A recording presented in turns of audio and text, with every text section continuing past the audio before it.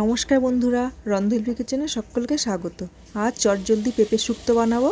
এর জন্য প্রেসার কুকারে পেঁপে এগুলি কেটে এভাবে একটু নুন আর জল দিয়ে সিটি দিয়ে নিয়েছি। একটা সামান্য জল দিয়েছিলাম। এবার কড়াইয়ে সাদা তেল দিয়ে দিয়েছি। তেলটি গরম হলে তেজপাতা, শুকনো লঙ্কা, একটু গোটা সরষে ফোড়ন দিয়ে তার মধ্যে রাঁধুনি আদা বাটা দিয়ে ভালো করে কষিয়ে নিয়েছি। কাঁচা গন্ধটা চলে গেলে এই সিটি দিয়ে পেঁপেটা ঢেলে দিয়েছি। এবার পেঁপেটি ভালো করে নাড়াতে থাকবো। এবার একটু ঢেকে দিলাম। নুন তো দেওয়া আছে, আর নুন দেবো না, হলুদও পড়বে না এতে। এবার ঢাকনাটি খুলে তাতে একটু চিনি দিয়ে দিয়েছি। চিনি দিয়ে আরও ভালো করে মিশে গেলে পেঁপেটা মাখো মাখো হলে ওপর থেকে ঘি ছড়িয়ে দেবো। ব্যাস হয়ে গেল পেঁপের শুক্তো। এইভাবে একদিন ট্রাই করে দেখুন। যদি ভালো লাগে আমাকে লাইক, কমেন্ট ও সাবস্ক্রাইব করবেন।